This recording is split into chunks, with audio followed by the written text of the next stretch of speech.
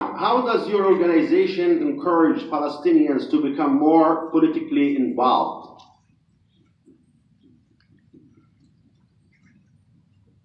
Oh, it's on. Okay. Hi, everyone. That's a great question. News story leadership and what we do represents creating a news story. And I'd like to acknowledge that me sitting here today as a 24-year-old Palestinian woman from Hawara is the news story.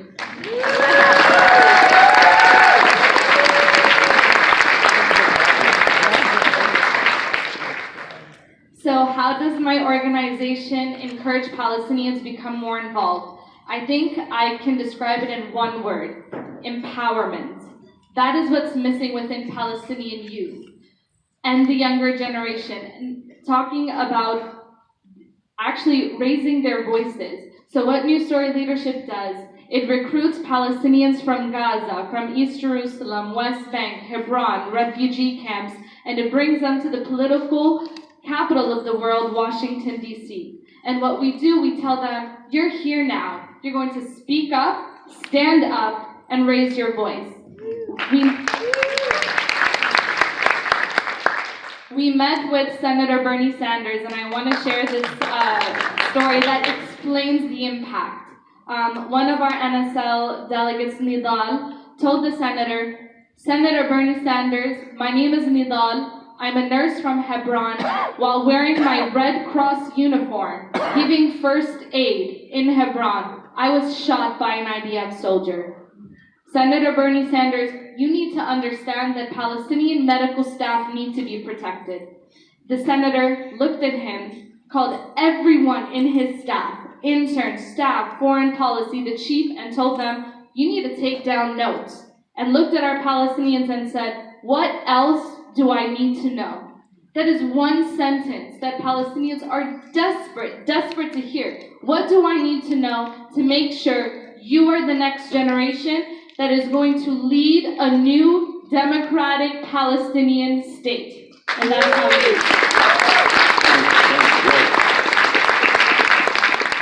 is. Then maybe we have one question for each, okay? And because we wanted to allow for Q&A. So we're going to go question number 2 for Rawan.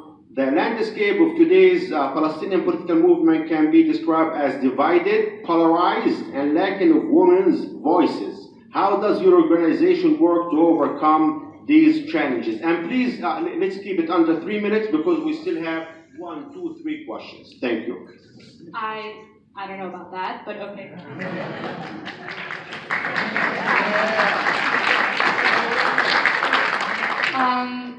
So in order to answer that question, I think I'd like to give you a bit of framework of what it's like for Palestinians today to kind of paint that picture. And I'd like to use that using the News Story Leadership alums of 2019.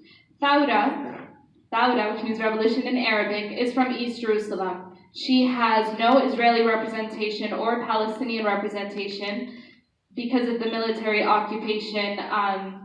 And her 16-year-old brother, Mohammed Abdel, was burnt alive by the 3 Israeli settlers. That's East Jerusalem. Then you go to Gaza. Lana, our NSL delegate from Gaza, hasn't been able to see her 4-year-old sister in years, and her sister doesn't recognize what she looks like because she left for a scholarship and hasn't been able to return because of the 10-year siege. Not only that, but Lana's best friend was filming the protests at the border and was shot by an IDF sniper. That's Gaza, and that's one of a million Gazan stories. Then you have the West Bank. Our NSL delegate Mohammed from Azun couldn't get the medical treatment that he needed during the Second Intifada because the IDF created a full blockade and closure in his small village of Azun. He's now 60% paralyzed.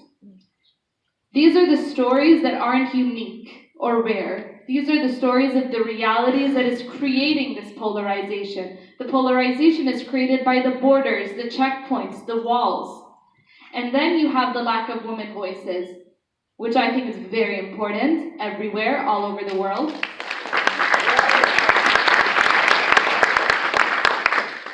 So how does News Story leadership overcome that? We placed Thawra at Congresswoman Alexandria Ocasio-Cortez's office. Not only did Thawra explain to the Congresswoman about the implications of the occupation, but she helped push her to co-sponsor the Palestinian Children Bill that would protect Palestinian children from IDF prisons. That is power. That is political power.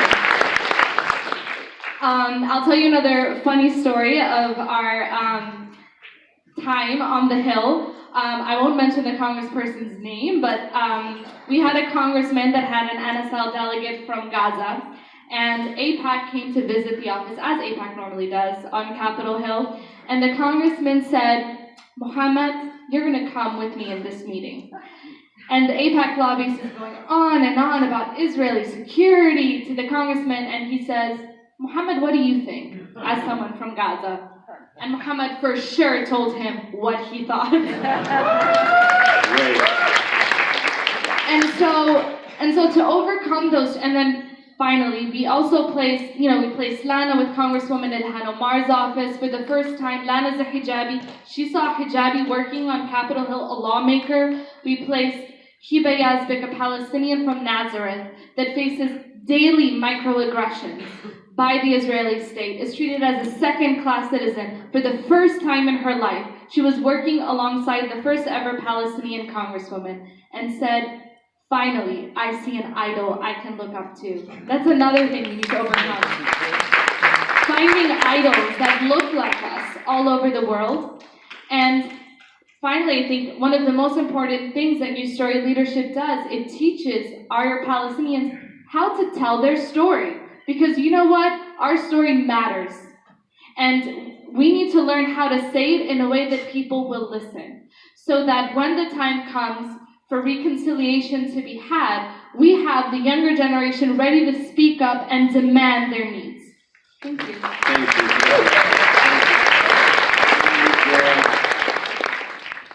you. Very good question. Right now, if we look at the landscape, our alums, News Story leadership has been going on for 10 years. The first ever Palestinian boxing gym was created by two Palestinian alums, Asil Saeed and Nasser. Oh my God, NSL.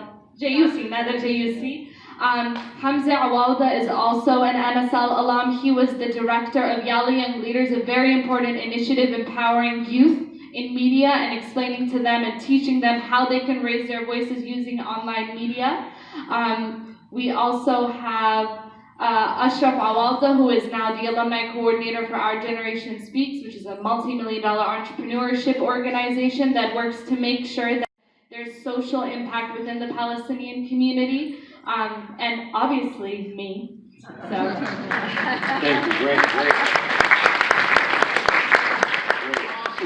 How does your organization work to move towards one? Great question. So I think, it's sort of the elephant in the room in every single conversation about Palestinian, Israeli reconciliation. What does civil society do? How does that relate to the political process? What News Story leadership does is presents a new model of intersectionality. We're not just bringing Palestinians to talk to one another or to talk to Israelis. We're bringing them in the conversation, the political conversation in DC, and also the diplomatic conversation. This past month, we had an alumni conference, and we brought our alumni with American, Irish, and Swedish diplomats. And our Palestinian alums facilitated discussions with those diplomats about the political, economic, and social situation and how we can move it forward. So, what did our Palestinian alums say to the US diplomat? We don't have a neutral party anymore, people. What did they say about economic integration versus political integration? We need a political end goal. It cannot only be political integration. These are young people that are not only saying this as a token Palestinian, they are saying this to leaders and policymakers that are finally listening to the people.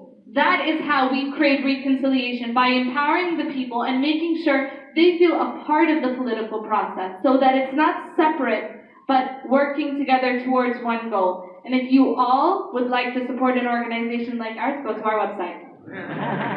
Great.